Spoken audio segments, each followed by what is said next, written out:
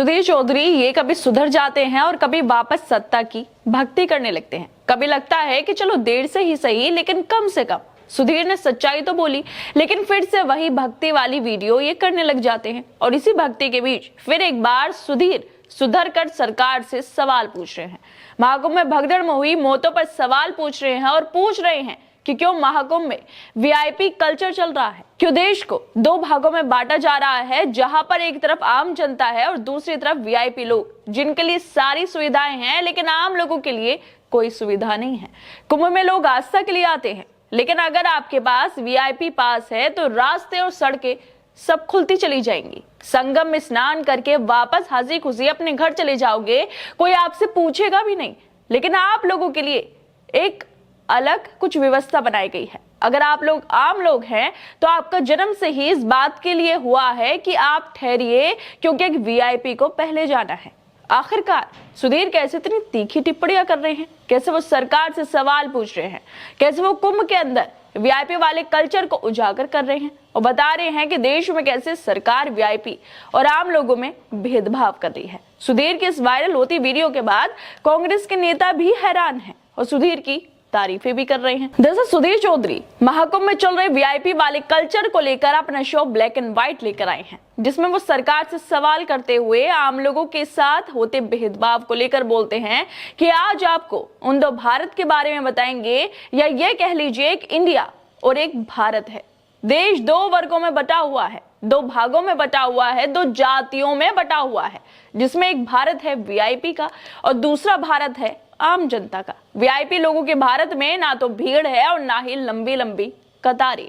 ना भीड़ है, ना भगदड़ है, ना कई किलोमीटर तक लंबी लंबी कतारों में चलना होता है और ना कोई नियम कानून उनके लिए होता है। रास्ता एकदम साफ मिलता है, उन्हें कहीं लाइनों में लगने की जरूरत नहीं होती है। अगर आप हमारे देश में वीआईपी हैं तो आपसे ज्यादा किस्मत वाला कोई और नहीं है। वीआईपी का जो पास होता है, अगर वो आपके पास है तो रास्ते और सड़कें सब खुलते चले जाएंगे। संगम स्नान करके वापस आप चले भी जाएंगे अपने घर और कोई पूछेगा नहीं।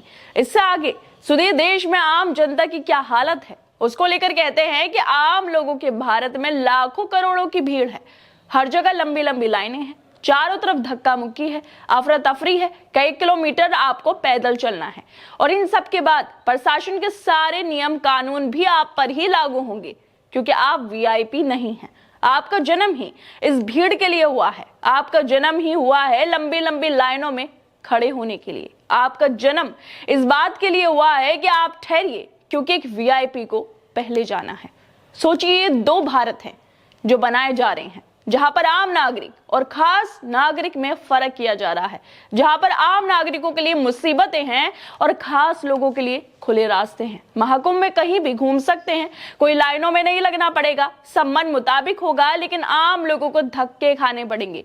सुधीर की सुधरती पत्रकारिता को लेकर कांग्रेस नेता श्रीनिवास बीवी हैरानी के साथ ट्वीट करते हुए लिखते हैं कि भाई आज पत्रकारिता कर रहा है, ये सब देखना भी अब 8वें अजूबे की तरह है। वैसे सुधीर का सुधरना है तो अजूबा ही। इसी के साथ वीडियो में सुधीर सरकार प्रशासन पर सवाल खड़े करते हुए कहते हैं कि प्रयागराज का मेला और सनातन धर्म की संस्कृति कभी लोगों में भेदभाव नहीं करती, भगवान कभी लोगों में भेदभाव नहीं करते, चाहे अमीर हो या गरीब हो, लेकिन जिंदगी करती है।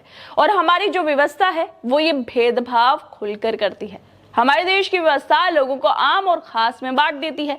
महाकुंभ में भगदड़ के बाद आप लोगों में इस वीआईपी कल्चर के खिलाफ बहुत ज्यादा गुस्सा जो है वो भर गया है, नाराजगी है, और इसकी वजह से सरकार दो महत्वपूर्ण फैसले भी लेकर आई है।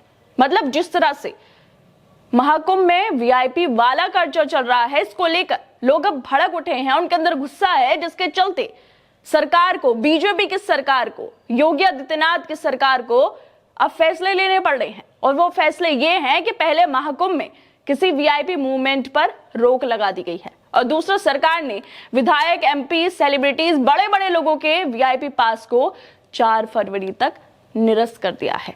वीआईपी वाले पास किसी भी व्यक्ति को महाकुंभ में एंट्री नहीं दी जाएगी। योगी आदित्यनाथ और बीजेपी सरकार के इस फैसले पे सुधीर सवाल उठाते हुए कहते हैं कि इस फैसले को भगदड़ के बाद ही क्यों लागू किया गया है? किस बात का इंतजार किया जा रहा था कि जब महाकुंभ की शुरुआत हुई उसी दिन से सभी लोगों के लिए एक जैसी व्यवस्था क्यों नहीं हो सकती थी? क्या सब लोगों के लिए एक ही पास नहीं होना चाहिए था?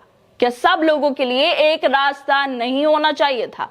क्या देश के हर नागरिक के लिए एक ही एंट्री नहीं होनी चाहिए थी? भेदभाव क्यों करती है सरकार कि वीआईपी के लिए अलग रास्ता बनेगा और आम जनता के लिए अलग रास्ता बनेगा? ऐसा क्यों हो रहा था?